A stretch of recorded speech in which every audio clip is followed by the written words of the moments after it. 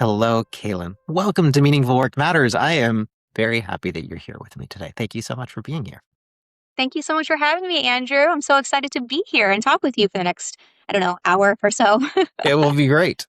It will be great. We're talking about something that both of us care a lot about, which is the idea of eudaimonia, but probably some like specific angles of it.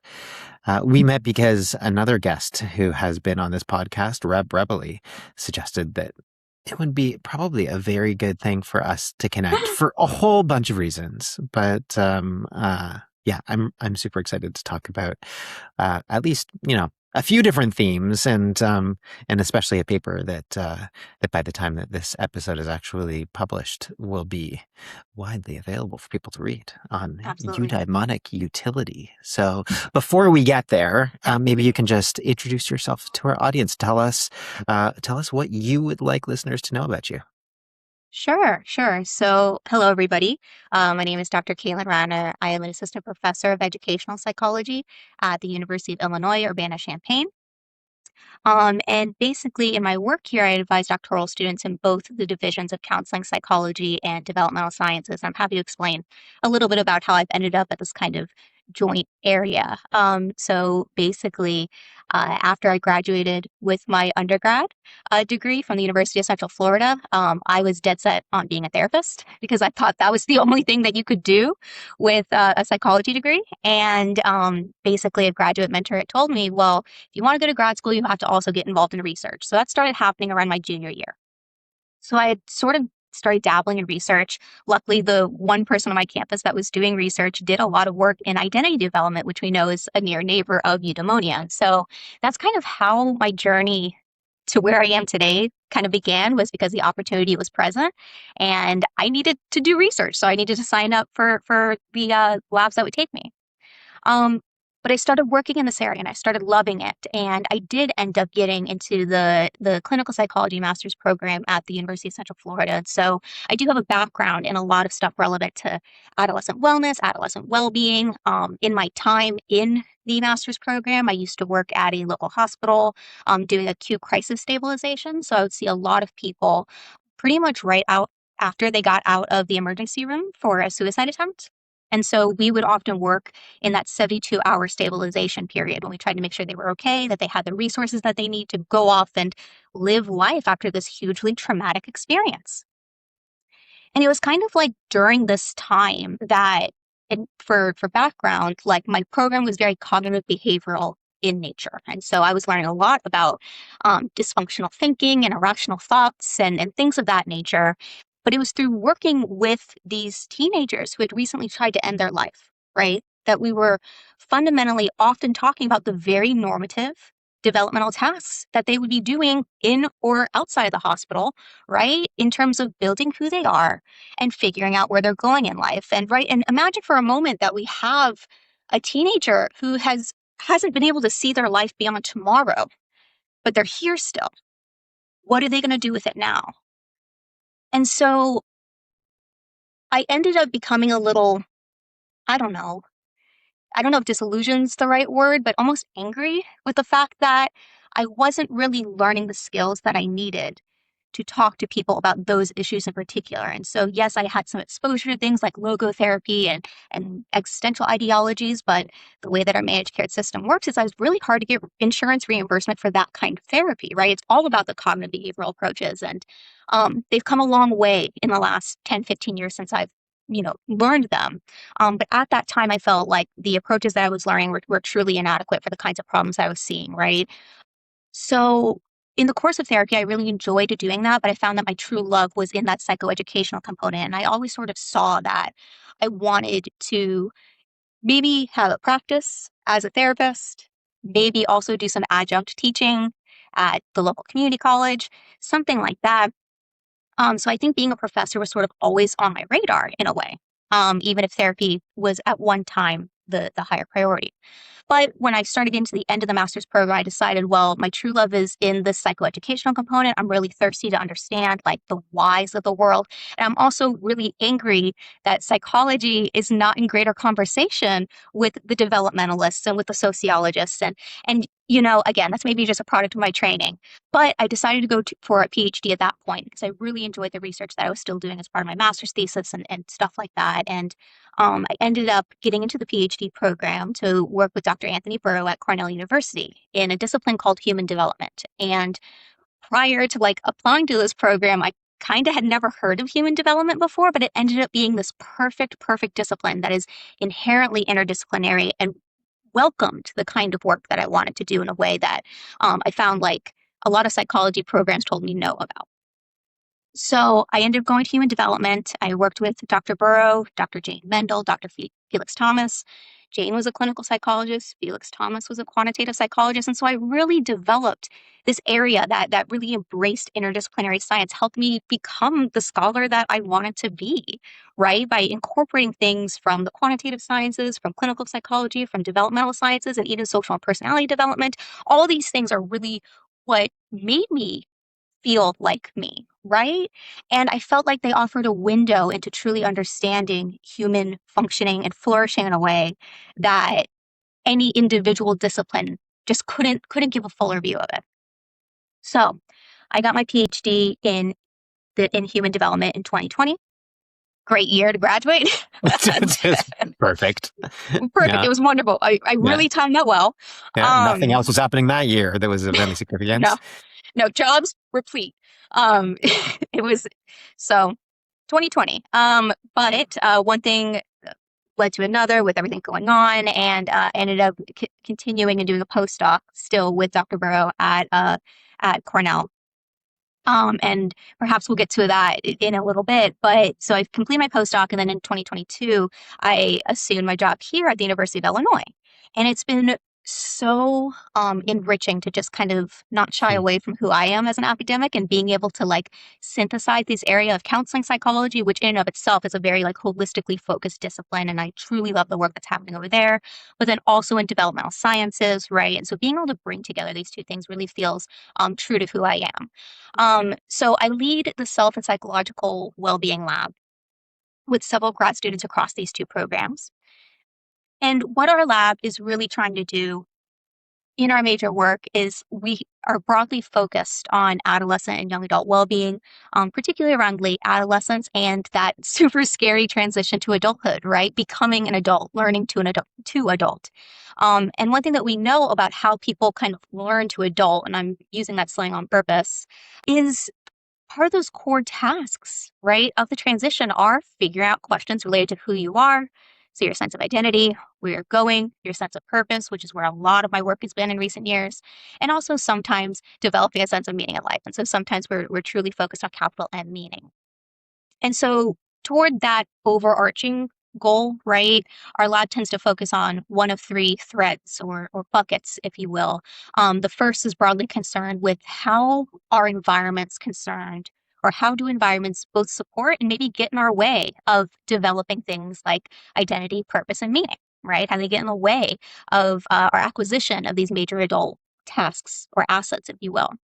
The second thing kind of calls on my background in clinical psychology, and I'm really very curious and excited to explore things related to how identity, purpose, and meaning interface with well-being. So not only how do these things leverage well-being when they go right, how does it affect well-being when they go wrong, and then how do experiences with certain forms of psychopathology affect our senses of who we are and where we're going and what we're capable of. So kind of all directions in that sense. And then the third bucket is probably our broadest and most inclusive. And that's just broadly attending to the modern developmental challenges and opportunities that are available to late adolescents as they prepare for the transition to adulthood. So studying this period of emerging adulthood kind of in its own right as a really interesting developmental window of the lifespan, right? So let me go ahead and pause there. I've monologued for quite a long time, but that's what I'm about, and that's what I'm excited to talk about today. It's so great. Like there's so many things about that story that are beautiful, not least of which because the story in many ways is about becoming who you are trying to be. I mean, it is a story of trying to figure out your own purpose and what is meaningful and how does that play into what your career is and the various, journeys within that degree, figuring out what works, being in supportive environments to be able to help you, that developmental cycle, like all of those things. What happens when it doesn't feel resonant and it's not working? Like you kind of you do a good job of doing me search, I guess, in terms of thinking it all through. So Yeah, thank you yeah. for that story. Yeah, Yeah. I think we all do in some way. But that is honestly one of the things I tell my students most. Because when I lecture on things like identity and purpose and emerging adulthood, I'm always like, this is my area. This is your chance to ask me anything. I teach a broader course on personality development right now, and so it's kind of couched within that.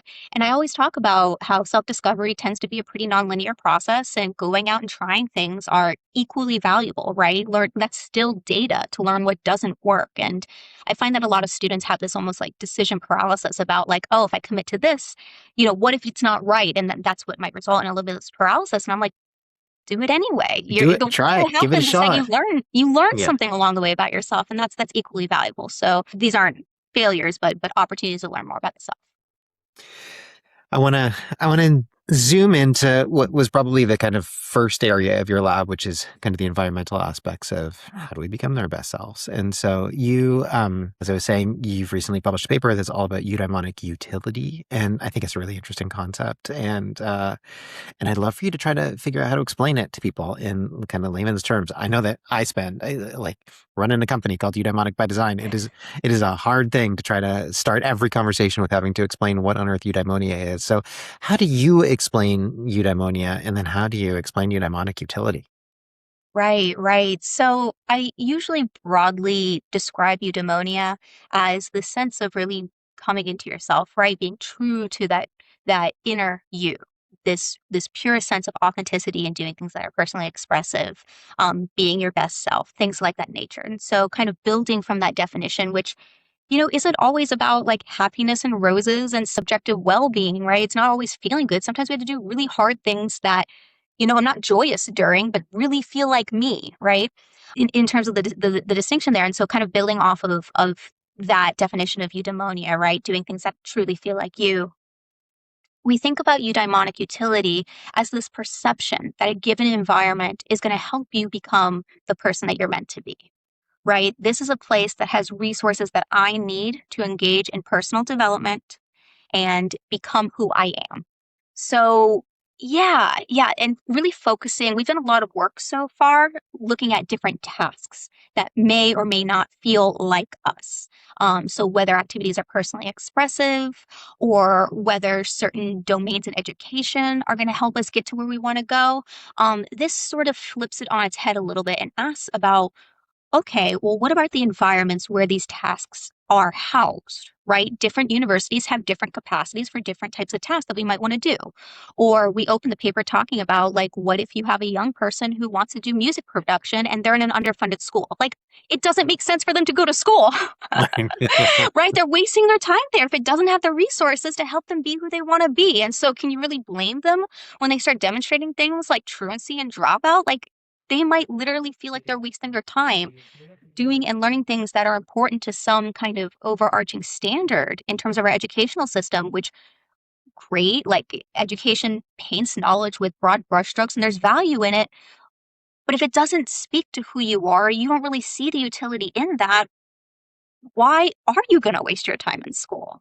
And so I think that there's a type of young person who is so purposeful and so driven and so attuned to who they are. They look at school and they see that's not where I need to be spending my time. It's not me, right? That's not me. And then we measure them against these yardsticks of truancy and academic achievement and things like that. And those are all important outcomes. But I think we're missing the bigger picture. What if they're actually flourishing because they're able to do something that they're passionate about? Like you would miss that in terms of how we commonly define success. And so eudaimonic utility just kind of starts a conversation about, well, we have to think about what are the structures and places that we're building for young people in this paper, but I do think it's generalizable. We have to think about the structures that we're asking young people to spend their time in and whether they're valuable to their own development. What are the actual components of the kind of concept of eudaimonic utility? Like how would you break it into pieces? Sure, sure. So we think that when somebody's sizing up their environment in terms of eudaimonic utility, they're kind of paying attention to four dominant aspects. So first, is this a place that's going to allow me to pursue activities of personal significance, do goals that I find meaningful, right? So pursue my purpose. Is this a place that's going to let me pursue my purpose? The second component is this a place that is going to allow me to do activities that allow me to express who I am, feel like me, do things that are true to myself. So is this a place that enables my authenticity? Can I truly be who I am here? The third component is this a place that's going to allow me to engage in personal growth, right? Figure out more about myself, develop, broaden my horizons, things of that nature. And then finally, is this a place that's going to bring out my best self and allow me to truly be excellent? That's the last Yeah. dimension. So is this going to let me reach new heights and truly be the best me that I can be? And these four dimensions are based on a review paper from about 10 years ago by Veronica Huta and Al Waterman. I hope I'm pronouncing both names right. I've You are. You did a good job. Good job. Wonderful. I've only met Al Waterman in person, and that was probably about 10 years ago. Never Veronica Huta, but big fan. Um, but about a decade ago, we had a review paper talking about core and near core concepts of eudaimonia because it is pretty diverse the way that we describe eudaimonia. There's different components, and it depends if you're talking to philosophers or psychologists or sociologists, how exactly they're defining it, but they do tend to unite around a couple of different areas. We do tend to agree on certain things. And so these four consistent core and near core concepts of being able to do things that make my life feel purposeful and meaningful, authentic, personal growth, and excellence, that's where we really tried to zero in on in terms of, well, what might young people be attending to when they're assessing an environment for eudaimonic utility? And so let's make this like tactical and practical for somebody who is young in school, that in that kind of like learning to adults phase. What would eudaimonic utility actually look like? Ah, interesting. So there's a couple of different areas that we could go here. I think from a theoretical perspective, what it might actually look like, I think it's one of the best places that we can start is with the tried and true self-determination theory, which is this idea that suggests that individuals have different psychological needs, right? So a psychological need for autonomy, so feeling self-driven, feelings of competence, so mastery, right? I'm able to do these things. And then also feelings of relatedness or belongingness. And that goes back to Ryan and DC. I think it is the most cited psychological paper in our entire field. I was going to say just the American Psychologist, but I don't think that's true. I think it's of all time. That's So amazing. That's extraordinary in and of itself, and it's a beautiful paper and a great theory. But yeah, yeah, it is a beautiful paper and it's hugely generalizable. And I think that's why it has so much traction in the psychological sciences. But it's widely applicable to different things. And one thing that we know is that when people feel like their psychological needs are being met, so again, autonomy, competence, and sense of relatedness, that they tend to be able to then develop the internal regulatory capacities for pursuing and engaging and feeling the sense of eudaimonia, right? The internal drive. That tends to be pretty central to that concept.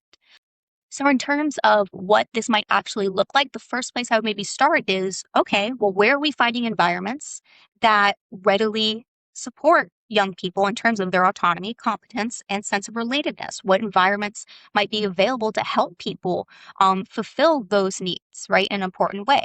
And I think those sorts of environments might be the place where youth could be selecting into that might also bring with it eudaimonic benefits, which are related, but on a different side of the conceptual equation. Hmm. There's a program that I know that you're very familiar with. It was the basis of what you wound up studying in this paper called GripTape, which seems like it is a pretty great example of what kind of the ultimate version of that eudaimonic utility could potentially look like in terms of giving someone that possibility of creating an external supportive structure, to use self-determination language, true autonomy support, and then being able to try to figure out how do I be who I am. Can you tell us a little bit about GripTape and what that program is, why you chose to use that as the focus of your study? Yeah, I would love to talk more about GripTape. So this is a program that's near and dear to my heart. So by and large, the 1,000-foot level view of GripTape is that it's a program that invites young people to learn about anything that they want. So it's fully self-selected and it sets them up to do that in a certain way that I'll get to in a second.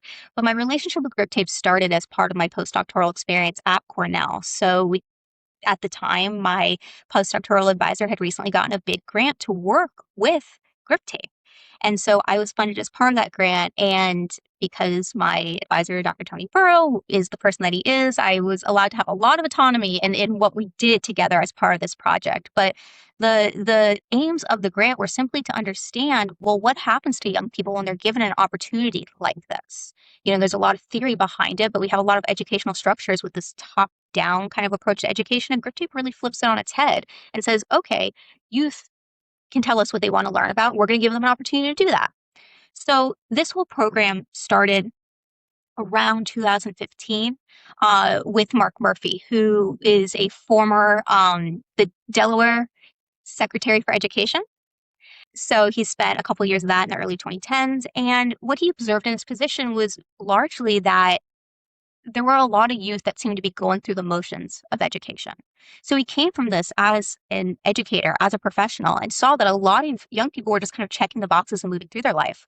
But if you actually started asking them about what they were passionate about, they would light up and they could tell you all about how to make skateboards, I think was the example that he had used. And I think that that's so telling, right? Because that says that it's not that young people aren't learning in these environments. It's just that the environments aren't providing what they want to learn about. And they're learning plenty much when you let them engage with things that aren't part of the traditional suite of educational topics. And so seeing that and seeing kids kind of light up when you actually ask them about their passions, he set out to make this program called GripTape to kind of make that possible. And so what GripTape does, at least for a long time, what it did was it set young people up on their hallmark kind of program called the Learning Challenge. And within the learning challenge, they would more or less give kids about 10 weeks to learn about whatever it is that they want.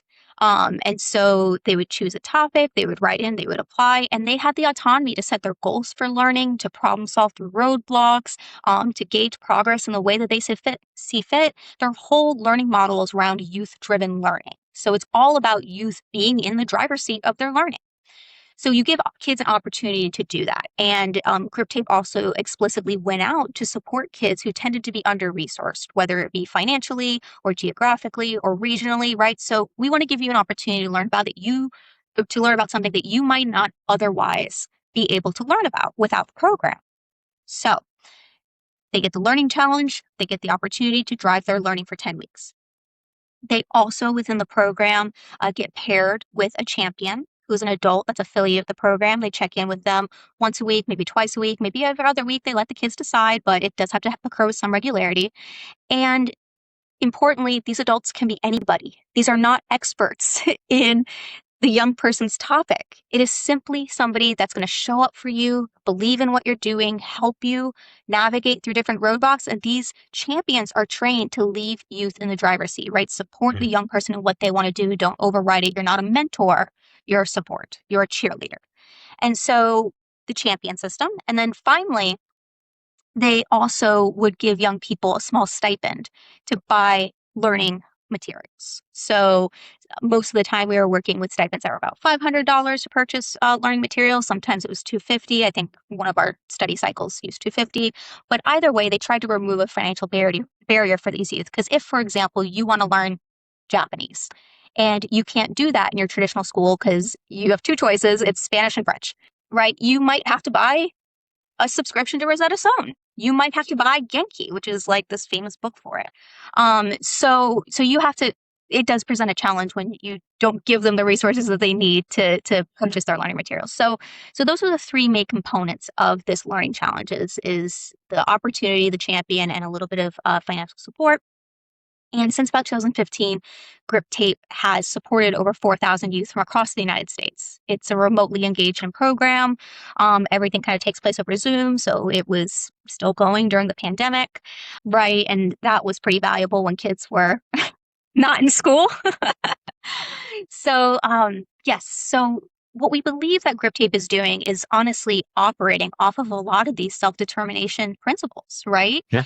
It's And clear. Like there's mastery building, there's relatedness, like you're getting paired with that mentor. There's yes, just like the whole autonomy of getting to choose your own adventure. Like it's so yes. clearly, and then you're just removing the barriers to be able to like allow people to do that. Like it's such a beautiful design.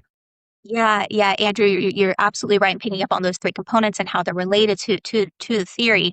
But one thing that was really instilled in me as a value as both a grad student and postdoc was this idea of translational research.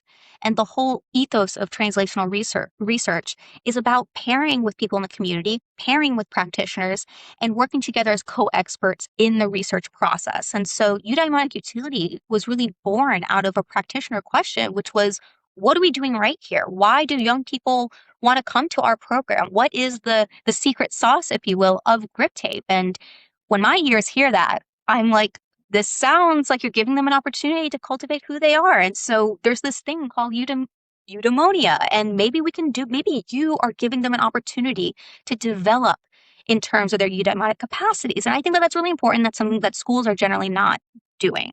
So that's kind of how eudaimonic utility came together, right? Was practitioner insight plus research.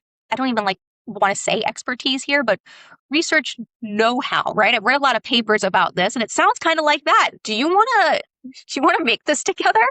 But really coming together as, I guess maybe I should say, co-experts in this process, or to describe something that young people were feeling and talking about within the context of this program. And so that's kind of how Eudaimonia came to be and my sales pitch for the GripTape program. Love it. It's such good. And like, do you have a sense as to what the outcomes of this program are relative to like, business as usual school? Like, Mhm. how does this kind of a eudaimonic utility approach to learning differ from kind of traditional school-based learning?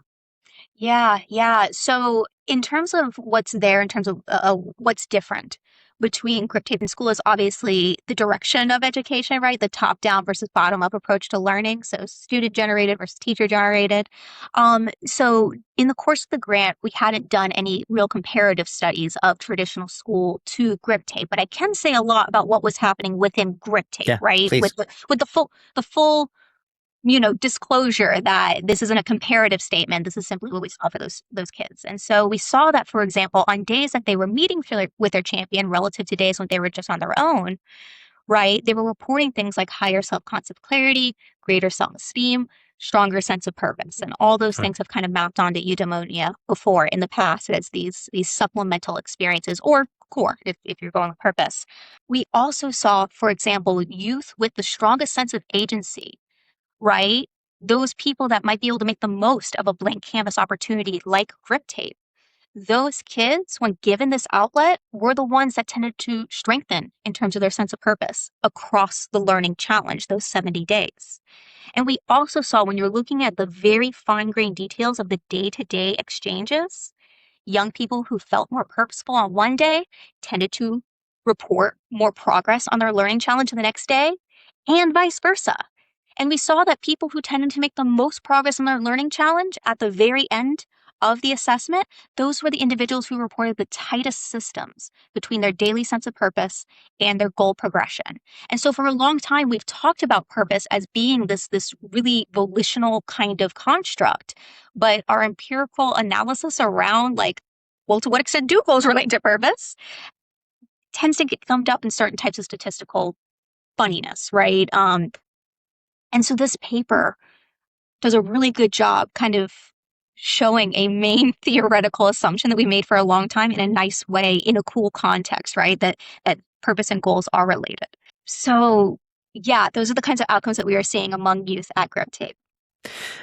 Obviously, we're talking about youth right now. Many of the listeners of this podcast aren't necessarily youth.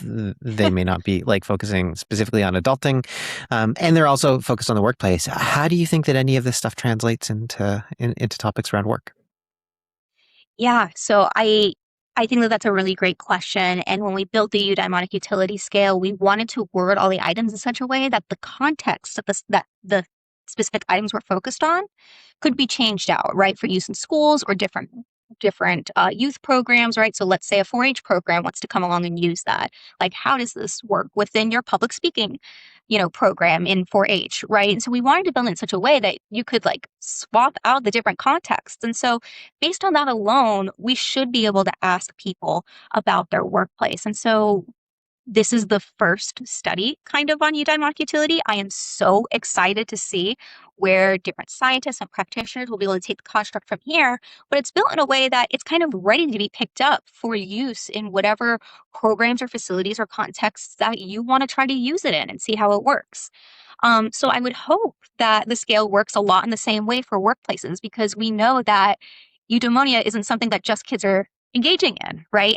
I will say on this point that there's a lot of stereotypes about young people and whether they're able to engage with these identity concepts and to even experience eudaimonia, because they are kind of still forming who they are for the first time, but we don't see that.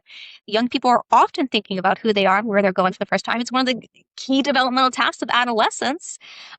They have a lot more competence and autonomy and agency than I think we give them credit for. So all this to say is that if we believe that eudaimonic utility is something relevant for kids, it's going to be relevant for adults too, ostensibly within the workplace. So I hope that it works in a lot of the same ways, but all that's just conjecture at the moment. We did recently collect a little data on this with an online sample, kind of asking emerging adults, how do you feel about your workplace if they reported being employed full time? But I haven't analyzed that data yet, Andrew, and I'm so sorry, listeners. Maybe it'll be analyzed by the time you listen to this, but I have data on it. I'm just waiting for the right student to come along to take up the charge. God, Kaylin, I don't know what you're doing with your time that you're not focused on analyzing that data. I know it's the summer. Yeah, well, Or they're very reporting in the well. summer. Right. They're very well. Maybe people listening to this who are excited to help you and or to use that scale. I know that I am interested in using that scale on a couple projects Absolutely. that I'm working on. So I'm Yeah. excited about that. Yeah. Yeah. If like if someone's listening to this who isn't, who isn't thinking about scales and measurement that way, are there certain behaviors or things that they can be looking out for? Like, what are the kinds of things that you ask in those scales that people might be able to just do a bit of a quick assessment in their own around, hey, how does my environment support my eudaimonia? Yeah, yeah. So I think this goes back to what we were saying about need supportive environments versus eudaimonic utility or eudaimonic supportive environments. I think when you find one, you're going to find a lot of the other. And that's not to say that these two things are synonymous. Like I said before, they're on kind of two different sides of a conceptual equation. We think that need support tends to leverage eudaimonia, but within that statement, they should positively correlate or correspond with one another, and where you find one, you should find the other. And so you could look for a range of things of, is this a workplace that's supporting my autonomy? Does it give me opportunities to relate to other people? Do I feel competent in what I do? Right. And those are kind of like the basic building blocks. And if you answer yes to all, or at least some of those questions, you can start maybe asking, okay, is this a place where I feel like I'm able to grow as a person? Is this a place where I feel like I can actually do things that are true to who I am? Is this a place where I feel like I can be my best self? Hmm. And the answer is no for a lot of people. A lot. It's Is this a place that I can work on goals of personal significance, right? And so a lot of workplaces don't do it. I do believe that it's possible. But those are the kind of questions that you might want to start asking yourself, or ask if your company is doing for its employers. mhm. Let's like kind of expand this conversation beyond utility and just kind of look at young people entering into the workforce. I mean, um, certainly I mean, this question of like, who am I? Work was something that was a very important thing for me in trying to understand who I was and what was important to me and clarify my values and the sense of purpose, and all of that stuff was very much a moving target. It still is. Work is a primary vehicle, I think, in which I try to answer those questions. So, I guess, like, how do you think that eudaimonia in general can help young people? Like, what advice would you give to young people as they enter the workforce and they're thinking about kind of their eudaimonic potential? Yeah, yeah. So you pick up on something that's totally consistent with the adult development literature, and in particular, like what young people are thinking about when making the transition to adulthood. Because oftentimes when we're asking, well, who is an adult? we're looking for success and growth and development along these achievement-related dimensions. So those are the things that tend to load on self-discovery, identity, autonomy, establishing work, occupation, financial stability. That's all kind of in the achievement bucket. And then affiliation. So does the person have fulfilling relationships? If they're searching for a partner, right? Are they able to have healthy, intimate relationships with other people, learn to share themselves with others, maybe start a family if that's on the horizon for them, but the interpersonal or the affiliative bucket too. And so looking at growth and development in those two areas is really a key area of interest when we're talking about how young people are making the transition to adulthood. So it's a lot of things in both of those buckets. But all this to say is that work is a critical part of who we are, especially in a Western society and capitalistic society. We're often focused on work and how that plays into who we are and how who we are shapes what we choose to do for work. And like you, I think that was true for me. I was dead set on, okay, I'm going to be a therapist. And then it took getting in and on the ground and doing it. And I enjoyed it, but I was like, I think I'm more fulfilled by the educational components, by the research related stuff that I'm doing. And I think I can make more of an impact on people at the research level rather than working one on one. And so that's not to say I didn't enjoy myself. And I still use all those experiences to inform my work today. And so I think that kind of relates to some of my advice earlier, which was get out there and try what you think you might like, because either way, you're going to learn something. So that might be my biggest piece of advice is that all kind of data is good data when it comes to figuring out who you are. And, you might even like develop a career or get into a company and outgrow it. That happens all the time. And that's okay. But you kind of still owe that experience for who you are now, and you couldn't get there without having it. So it still remains valuable. It's not lost time in any way. And so I think that a lot of people see work as a place that's going to be able to help them with the basic developmental tasks that they're kind of oriented to already, figuring out who they are and where they're going in life, because we recognize that as the developmental spotlight for adolescence and young adulthood. Mhm. So I think absolutely. Let's take that and then just expand it throughout the lifespan a little bit, or just at least from a human development perspective. Like Yeah. what's really different about being a young adult entering into the workforce that somebody later in life, whether middle age or whether later, might be thinking like what marks that period as really, really important when it comes to things like eudaimonia or eudaimonic utility? Like what needs to be different at that stage? Yeah, yeah. I think that that's a really interesting question. And when I was doing a little bit of research and reading in preparation for our conversation today, I think that's a really nuanced question that we could spend a lot more time thinking about, Hmm. honestly. Yes. And so again, this is my armchair explanation of it. But I think for young people in particular, when it comes to eudaimonia and even maybe eudaimonic utility, it might be acting as sort of like a beacon for young people to bring them to the space, almost motivational in a way. So we want to invite you into whatever this work environment is or whatever this major field is or what have you. So kind of more of the engagement sort of component of work-based motivation. And that's because we might see work as being able to help us make progress on these major developmental tasks, like figuring out who we are and figuring out where we're going in life and making progress on that journey. So I see it kind of as more of the front end of lifespan development or adult lifespan development. There's a lot of development that happens before that.